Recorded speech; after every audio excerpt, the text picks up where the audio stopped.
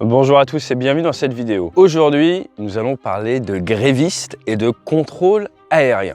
Pourquoi? Eh bien, si vous avez voyagé ces derniers mois, vous avez sûrement été impacté par la grève du contrôle aérien. Et parce que nous sommes actuellement en tournage aux États-Unis, je me suis dit que c'était le cadre idéal, le cadre optimal pour vous parler de la plus grosse grève mondiale du contrôle aérien. C'était en août 1981 et spoiler alerte, ça s'est très mal fini, à la fois pour les contrôleurs, mais également pour le service de la circulation aérienne. Allez, je vous explique tout ça juste après le jingle.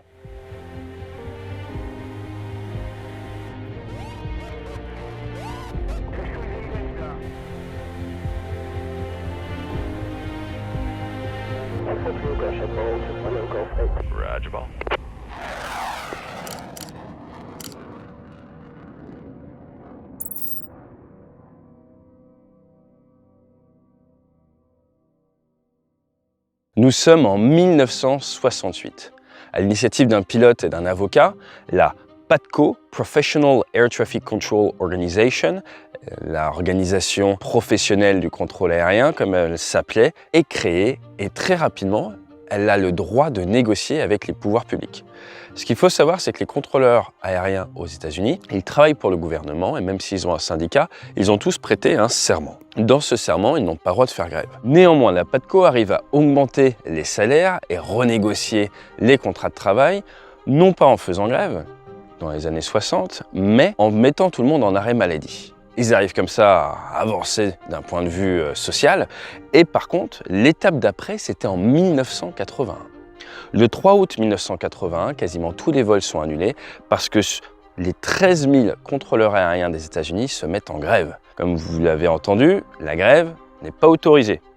À partir de là, le président de l'époque, Ronald Reagan, fait une annonce et dit « Vous avez 48 heures pour reprendre le travail, vous attaquez les intérêts vitaux de la nation en faisant grève, vous bloquez tout le contrôle aérien, reprenez le travail ou ça va mal se passer. » It is for this reason that I must tell those who fail to report for duty this morning they are in violation of the law, and if they do not report for work within 48 hours, they have forfeited their jobs and will be terminated. À partir de là, sur les 13 000 grévistes, 1650 reprennent le travail et c'est donc avec une activité très réduite que se fait la circulation aérienne aux États-Unis. La fin de l'ultimatum arrive, nous sommes le 5 août 1981, Ronald Reagan décide de licencier 11 345 grévistes. Vous avez bien entendu, 11 345 contrôleurs aériens sur les 13 000 que comptait le pays à cette époque-là se retrouvent du jour au lendemain non seulement licenciés, mais également interdits de travailler pour les services fédéraux, puisqu'ils n'ont pas suivi l'engagement qu'ils avaient promis de faire, à savoir ne pas faire grève. Le syndicat de son côté perd son accréditation quelques mois après, le 22 octobre 1981. Et là, vous allez me dire, wow, ça c'est du capitalisme extrême, pourquoi pas, on devrait faire pareil avec nos contrôleurs en France. Et là, je pense qu'il est intéressant de prendre un petit peu de recul et d'essayer de voir exactement quel impact cette grande grève a eu sur le contrôle aérien américain. Car de nos jours, en 2023, cet impact se fait encore sentir. Pourquoi? Bien, il a fallu remplacer les contrôleurs.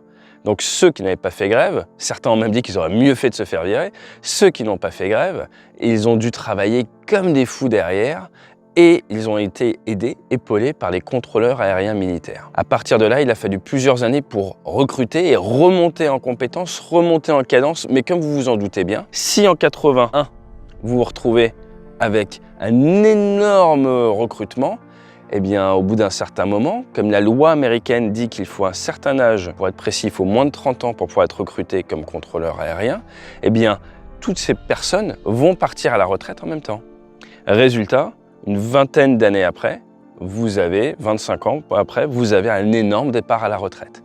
Et là, on arrive dans le deuxième cycle, post cette grève, où vous avez la première génération qui est parti grosso modo dans les années 2005.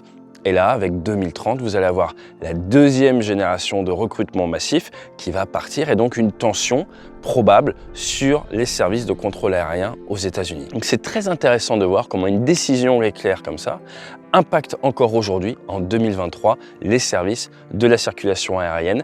Ça explique également pourquoi souvent les contrôleurs aériens civils n'aiment pas forcément trop les militaires. Quand j'étais pilote sur T-45 aux États-Unis, on m'avait fait la remarque, on m'avait expliqué ce concept afin de mieux comprendre des fois certains échanges à la radio.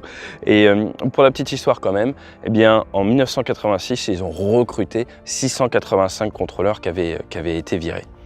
Toujours est-il, en France, à l'heure actuelle, nous avons différents types de contrôleurs aériens. Ils passent pour la plupart par l'ENAC, l'École nationale d'aviation civile, à Toulouse, que je salue.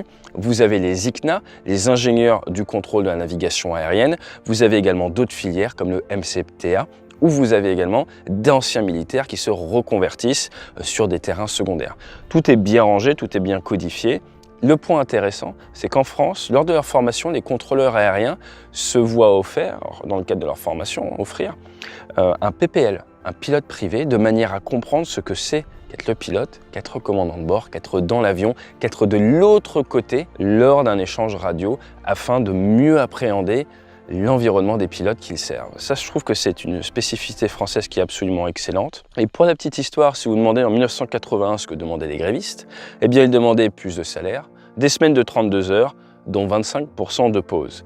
Et oui, dans le contrôle aérien, les pauses font partie du temps de travail, tout comme pour un pilote de ligne. Si vous faites un vol de 12 heures, eh bien, vous allez avoir 2 heures de pause à un moment. C'est nécessaire pour avoir le niveau d'attention à son apogée, à son optimum quand vous êtes en train de contrôler. C'est normal, surtout dans des espaces aériens très très denses. Maintenant, il y a des évolutions d'un point de vue technologique dans le monde du contrôle aérien.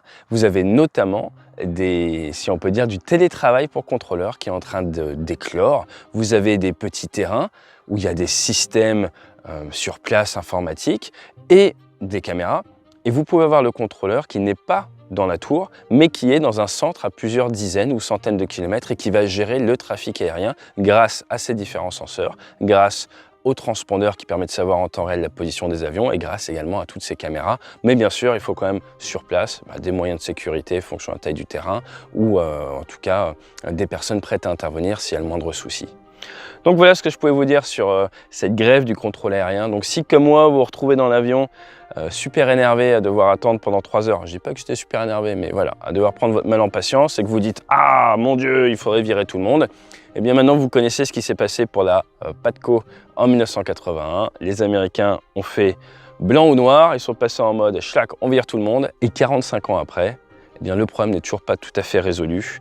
Et il aura fallu 11 ans au service de contrôle aérien américaine pour revenir au niveau avant août 1981. Je ne sais pas si vous vous rendez compte, plus de 11 ans pour récupérer les compétences qu'ils ont perdues ce jour-là.